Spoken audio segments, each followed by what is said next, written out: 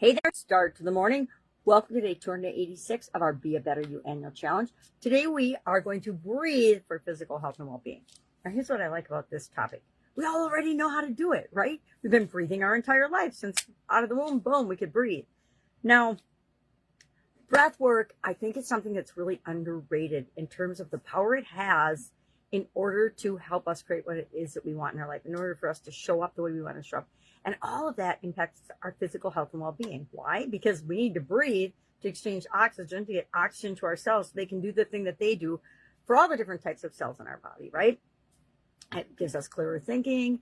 It helps us to feel better. It helps us to get more energy. It helps us to have what it is that we need in order to get about and get through our days. Now, I've never really had breathing problems during COVID one time, I guess. But for the most part, breathing has just always been pretty easy for me. But it wasn't until after my sudden cardiac arrest that I learned the power of intentional breathing, right? We breathe automatically, but how often do we breathe with intention? Intention to create a certain feeling or a certain reaction or just to refuel our body.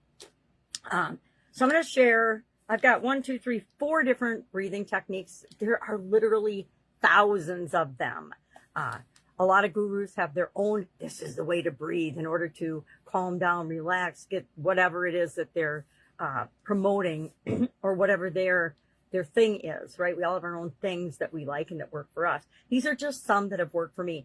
And literally I've done and tried dozens of different breathing techniques. Some of them I still use, some of them I don't. These are ones that I still use on a pretty regular basis, so it's easy to share them.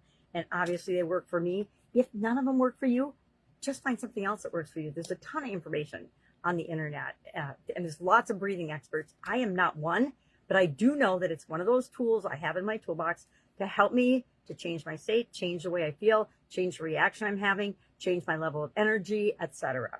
So most of these are to calm down and relax. Why might that be? Because I tend to be a very emotional person, right? When I was a little girl, I think I was probably about 8. And my dad coined the phrase, pop the cork, Sherry, because they used to call me Sherry. And it stuck, like, for most of my life. Following my sudden cardiac arrest, I made massive changes. And I don't think I've heard pop the cork since then. But up until that point, it would still pop up every once in a while. And as much as I kind of hated it when I was a kid, it did pull me back in and remind me that maybe my reaction was a little bit stronger than it needed to be for the situation.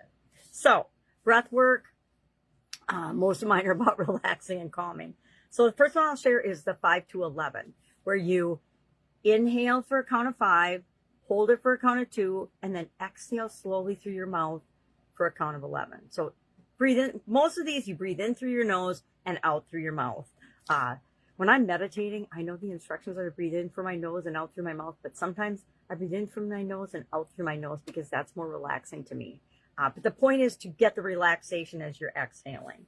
The 4x4x4 box breathing is a really good one when you're feeling panicky or anxiety and you want to calm down. Breathe in for 4 through your nose, hold it for a count of 4, exhale for a count of 4. Another one is I will actually count to 10. I will inhale for 10. I won't hold it for 10 always because sometimes that's too long, but I'll exhale for 10. That's when I really need to calm down and refocus. It's when something's got my attention or refocus because it's got my attention and I need a longer amount of time to rein myself in. And then the last one I'll share is the 7-7-7. You'll notice some are, like I said, everybody's got their own this, that for how to do different types of breathing. The whole point of all of them is to remind us to focus on our breath so that we can regain control and focus of whatever it is that's going on around us. Do you ever be in a situation where you can't control what's going on around you or what's going on is just totally crazy and out of your control and you don't know how to handle it? Well, this is something you can do and nobody else will even know you're doing it, but it'll help to reframe the situation, calm you down, and give you a chance to create the response that you want versus just automatically, reflectively acting in ways that you might later regret. Does anybody ever do that besides me? Of course we all do. So that's why I like breathwork so much. So what are we going to do today?